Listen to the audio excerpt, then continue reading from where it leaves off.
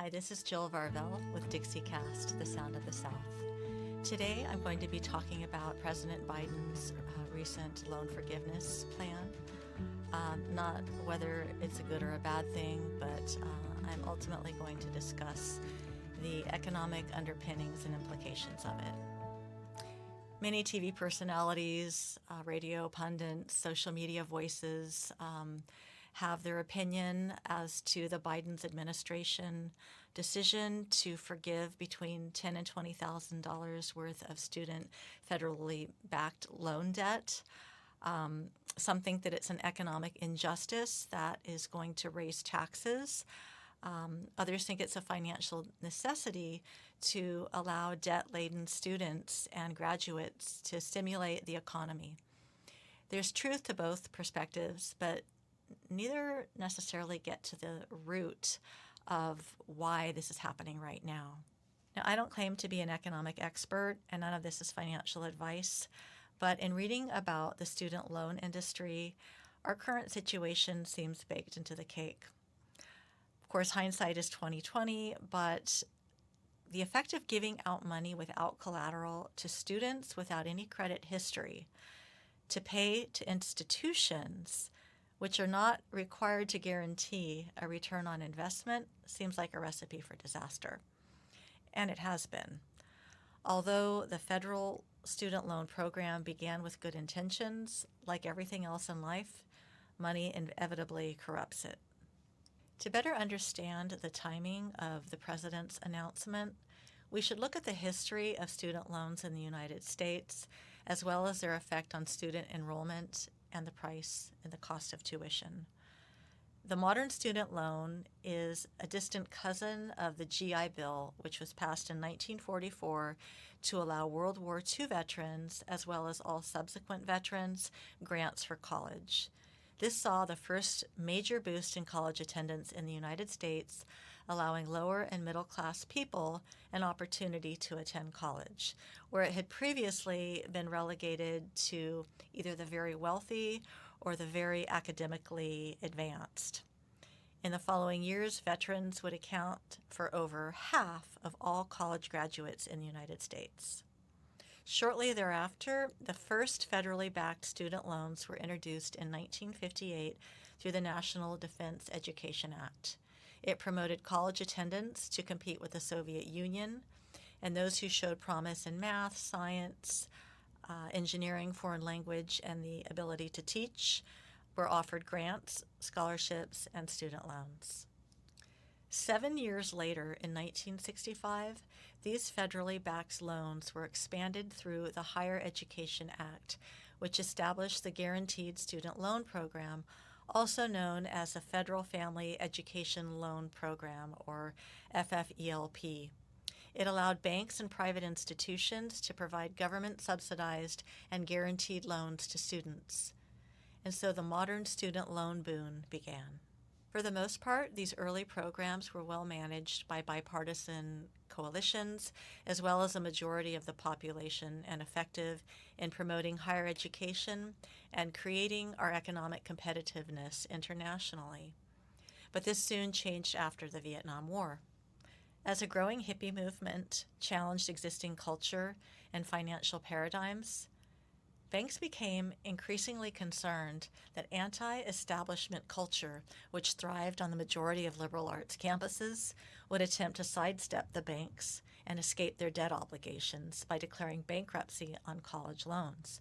So in 1973, the Congressional Commission on Bankruptcy Laws of the United States issued a report which included that student loan debt ought not be discharged for 5 years after graduation.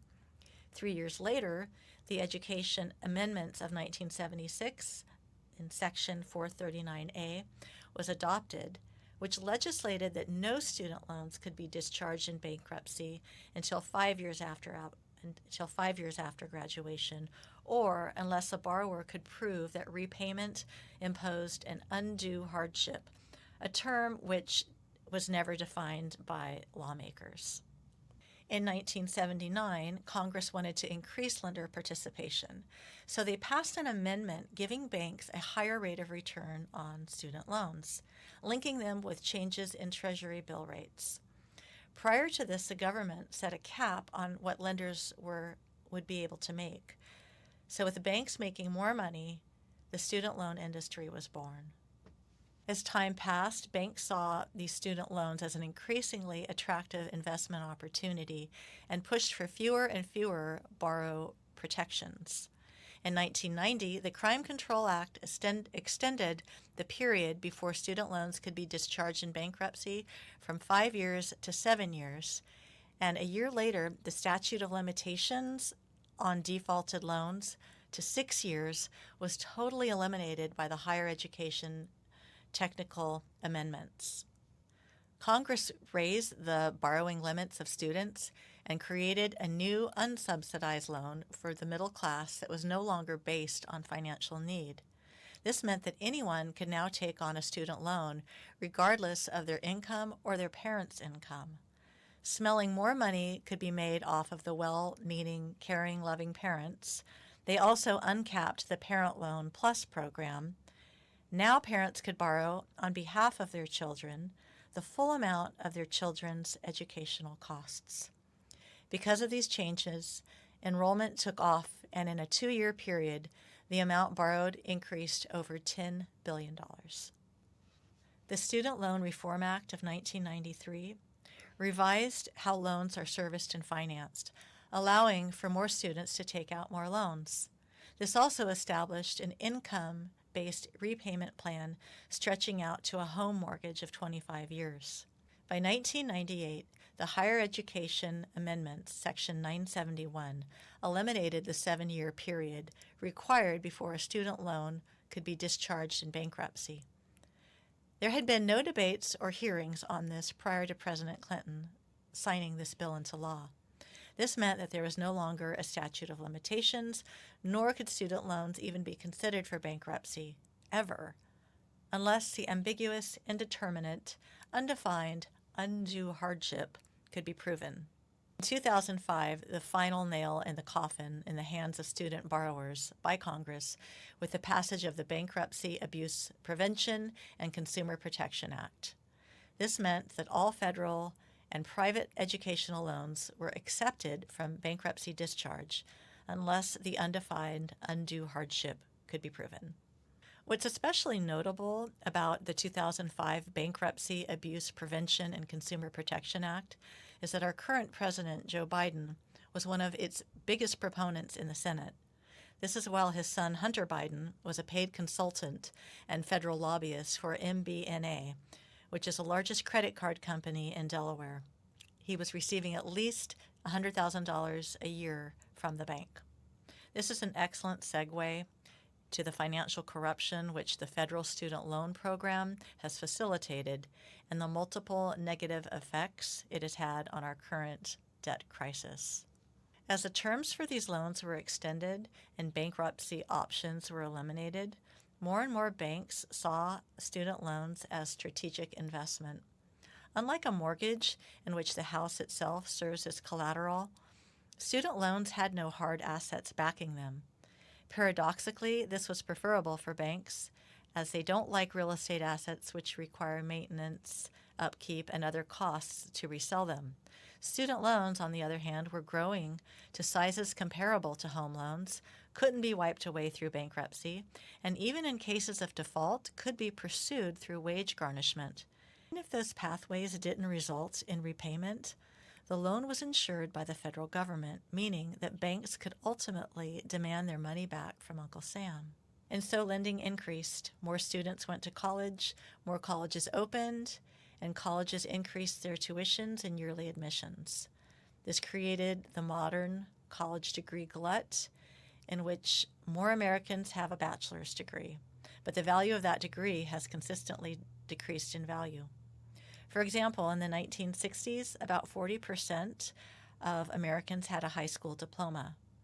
Today, about 40% of Americans have a 4-year college degree.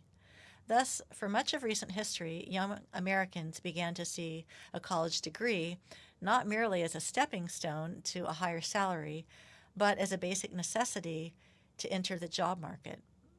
Job recruiters and American industry likewise began using college degrees as a prerequisite for entry-level positions, discouraging potentially qualified applicants from even applying. Meanwhile, colleges steadily increased tuitions and admissions as federal money was guaranteed, even among the poorest performing students, while expanding degree programs in largely skill-less humanity departments.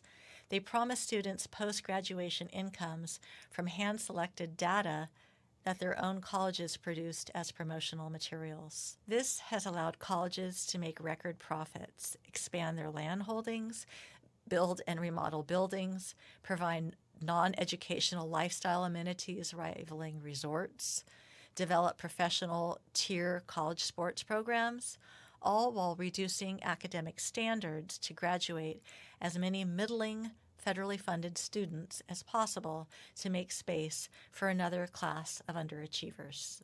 While the left is lauding Biden for helping students and the right is demonizing him for what they deem to be punishment for those who paid off their debts, neither side is placing correct blame upon the banks, which have consistently funded Biden's political career, or the universities, which willingly laundered the money.